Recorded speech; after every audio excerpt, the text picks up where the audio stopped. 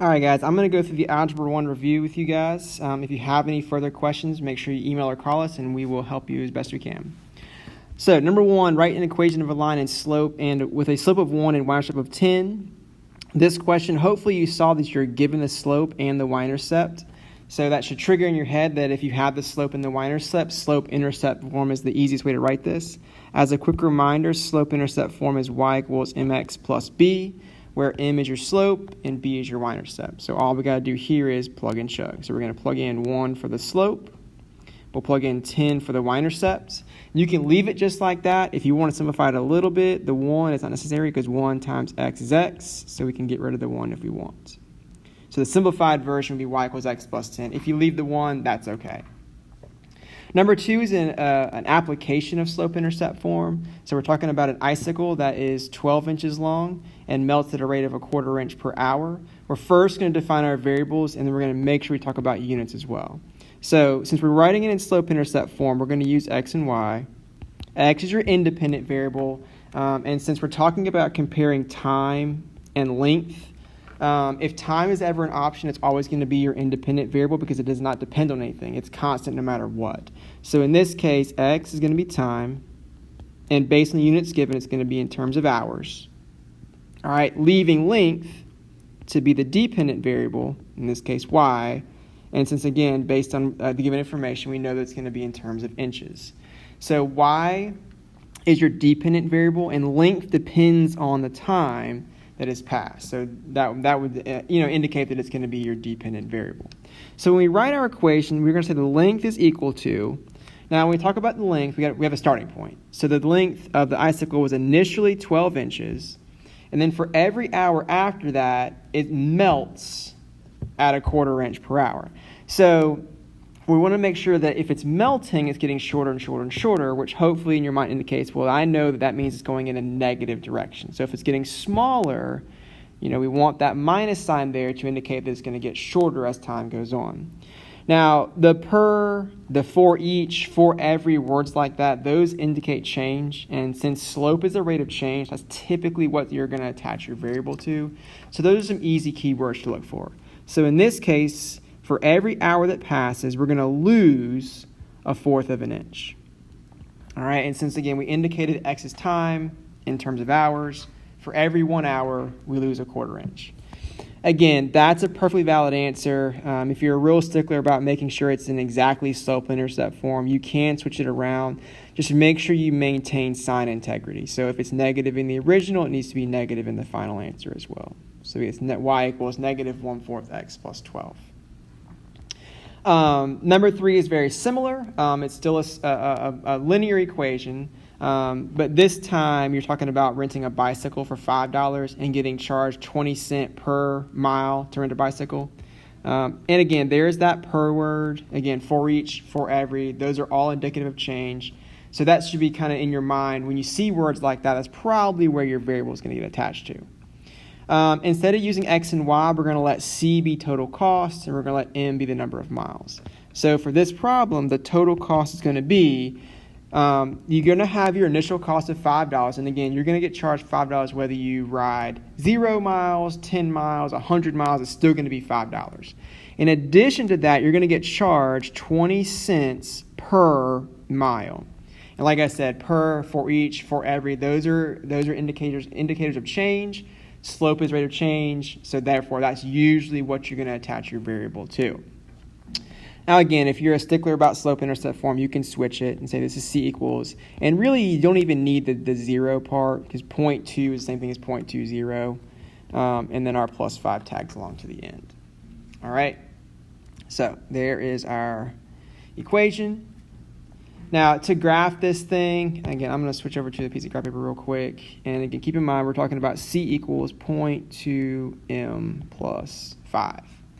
So, in slope-intercept form, 0.2 is going to be our slope, and then 5 is going to be our y-intercept. And that really makes sense because if I ride 0 miles, I'm going to get charged $5. So that's your initial point, your starting point, and again, that's what your y-intercept represents. So in this case, I'm going to go, so here's 1, 2, 3, 4, 5. So we're going to start at 0, 5.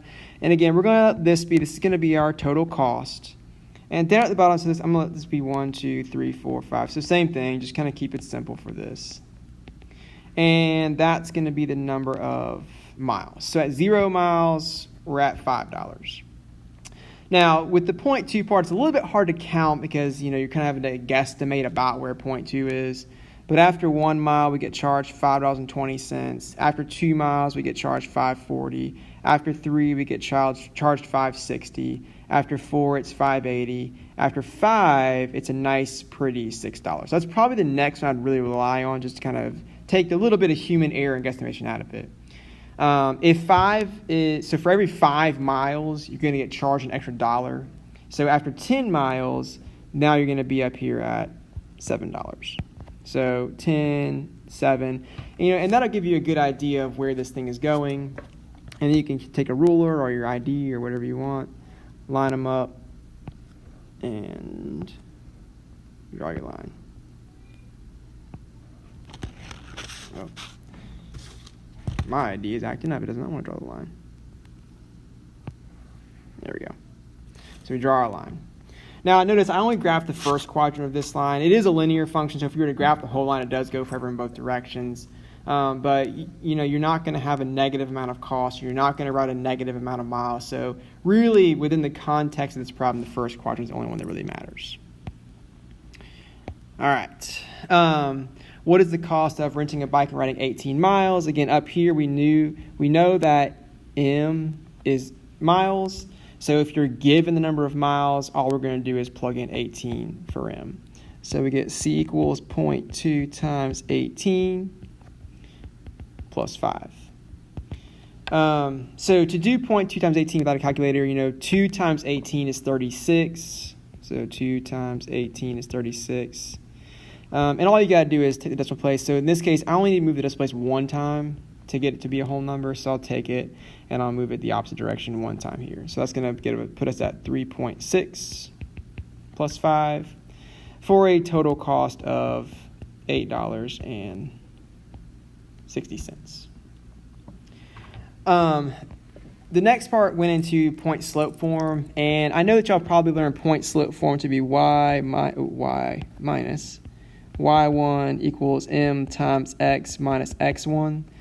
But I will tell you that we're going to kind of move away from that form a little bit, and we're going to take this y1, actually add it to both sides to isolate the y, but also when we start graphing different types of functions in the future, and we start talking about transformations, it's going to be much easier to kind of visualize in this form how the transformations work as opposed to your original point slope form. So I'm going to write it in this form just to kind of get you used to it. Because if you get used to it with lines, it makes it a lot easier with the more complicated functions.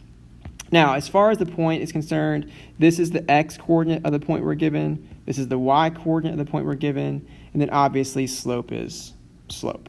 So we're going to plug it in. So we get y equals, we know our slope is 1. Our x-coordinate of our point is -1. So don't forget to put it in parentheses. It is important. Those two negatives are going to cause us some issues in a second. And the y-coordinate is -2. So now it's just kind of going through and simplifying it down. So again, like with slope-intercept form, 1 times anything itself, so you don't really need the 1 out front. When you subtract a negative, though, that is multiplying a negative by a negative. So that happens to be a positive, because -1 times -1 is +1. And on the outside, the exact opposite happens. When you add a negative, it ends up being just a big minus sign. So it's y equals x plus 1 minus 2. And then using the same rules for here again, we're going to have this y equals, all right, the slope we're given is 5/2 times x minus, the x coordinate of our point is 2, and the y coordinate of our point is 3. No sign changes needed in that question. Everything was positive, so it worked nice and pretty. No issues there. All right. 8, rewrite in standard form. So keep in mind, standard form is that ax plus by equals c. It's not used a lot, but basically you isolate the variables on one side and the constants on the opposite. So for this one, we're going to distribute first. So we have this y minus 2. We're going to distribute this -2 to get negative 2x plus 18. And again, we're going to isolate the variables on one side. So I'm going to add 2x to both sides. Nothing to combine it with over here. So we're going to get 2x plus y minus 2 equals 18. And then move this minus 2 to the right-hand side to end up at 2x plus y equals 20. Slope-intercept form we talked about a lot already. So again, that's just isolating the y. So we get y plus 3. We still want to distribute first, so we get 2x minus 2. This was a little simpler. You just move the 3 over, and we get this y equals 2x minus 5. All right. The key to 10 and 11 is understanding how the slopes work. So with parallel lines, and again, parallel lines are lines that don't intersect. And the big thing about parallel lines is they have the same slope. So if I look at this equation that I'm writing a line parallel to, I'm going to take its slope and nothing else. I don't care anything else about that line. The only thing I'm taking from that line is its slope.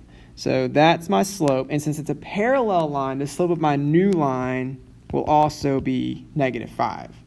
Now, what's different about this line is I want this line to go through the point negative 3, 5. Okay? So again, we know the slope, we know the point, we're ready for point slope form. So we can write this as y equals, my slope is negative 5, x minus x1. So if I subtract negative 3, that's going to be a plus 3. And then plus y1. So the 5 kind of tags along to the outside. The only thing different with 11 is 11 is going to be right perpendicular to. Perpendicular lines have slopes that are opposite reciprocals. So I'm still looking at the slope of this line and nothing else. I don't care about anything about this line. All right, so the original slope is 2. So the perpendicular slope is the opposite, which means change the sign. Reciprocal, which means flip it. So 2 as a fraction is 2 over 1. So if I flip it, I'm going to get negative 1/2. So that'll be the new slope that I'm going to use. It's going to go through the point 5, 2 that was given. So again, we plug and chug into slope and point slope form. So we get y equals slope times x minus x1 plus y1. And there's your point slope form of a line that's perpendicular to the y equals 2x minus 5. That also goes to the point 5, 2. For linear inequalities like this, again, just solve it like an equation. The only difference is you got to be careful. If you multiply or divide by negative, the sign flips. Other than that, it's just like solving a linear equation. So we'll combine like terms first. That'll give us a negative 3a plus 3 greater than 15. We will subtract 3 from both sides, so we get negative 3a is greater than 12. This is the part you got to be careful with. So if I divide both sides by negative 3, because I'm dividing by negative, that greater than becomes a less than, and we get negative 4. So to graph that, we got 0 and negative 4. So there's negative 4. Since it's strictly less than, it's not included. So to indicate that, we put an open circle. And less than means left of. So we want everything to the left of negative 4. So there's a solution and the graph you should have gotten. All right. As far as when you solve systems by graphing, basically you're trying to figure out when the two functions are equal to each other. Graphically speaking, functions are equal when they intersect. So if I look at number 13, x equals 4. So here's x equals 4. And then we have y equals x minus 2. Here's y equals x minus 2. So you'll notice they intersect right here. And that's the point 4, 2. All right. Now, anytime you solve a system, your answer should be in ordered pair because you're trying to, whether it's algebraically or graphically, you're still trying to find the point of intersection. So make sure you write your answers in ordered pairs. All right.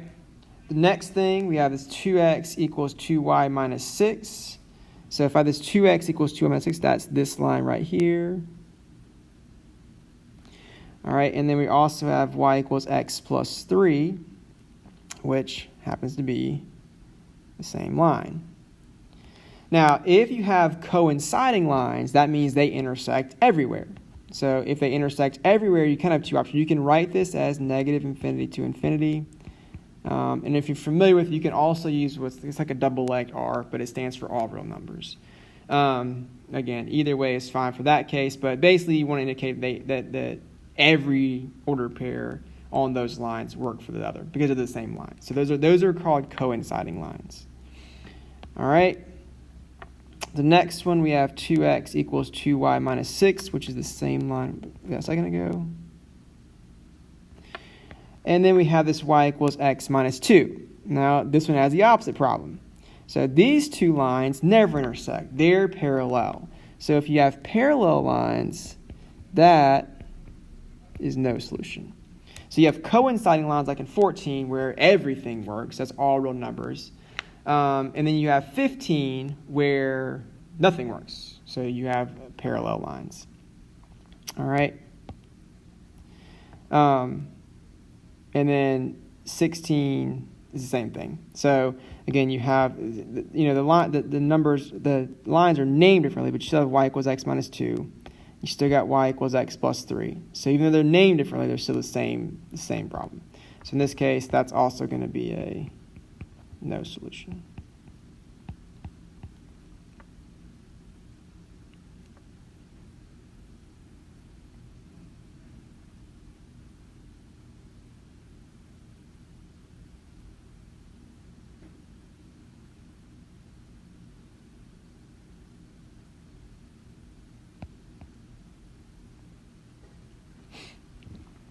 All right. For these, so we're going to distribute. So we got, this is going to end up being 4 to the third power. When you raise a power to a power, you're multiplying. So that's going to be g to the 9th. And then again, 4 times 3 is going to be 12. So it's going to be h to the 12th. All right. Now, 4 cubed. Again, 4 times 4 is 16. 16 times 4 is 64. So we can simplify that down to 64. G to the 9th, h to the 12th. All right. When you divide, you subtract the exponents. So 11 minus 3 is going to give us 8. So that's 3 to the 8th. We're not going to ask you to evaluate 3 to the 8th and you're on paper or by yourself. So that one don't rest. 4 cubed is a reasonable thing to ask. 3 to the 8th would not be. Simplify again. This is more or less just make sure you go through and do things in the appropriate order. You want to distribute first. We'll take our negative 6 and we'll distribute it. So we got 5c plus 5d, and then minus 36c plus 36d. So now we go through, we combine our like terms. So 5c and negative 36c is negative 31c. And then 5d plus 36d is going to give us 41d. All right. Order of operations, parentheses first. So negative 2 minus 27 is negative 29. All right, again, multiplying by a negative, that turns to a positive. It's really 5 plus 29. And so, again, for our final answer there, we're going to get 34. Same thing, just watch your signs. This is negative 90 plus 29 minus 38 plus 52. And again, so once you have just addition and subtraction left, you work it left to right. So negative 90 plus 29.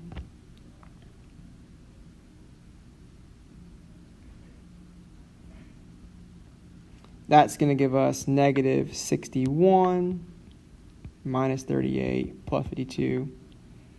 All right, so again, just keep working left to right. So negative 61 minus 38, that's going to give us a negative 99.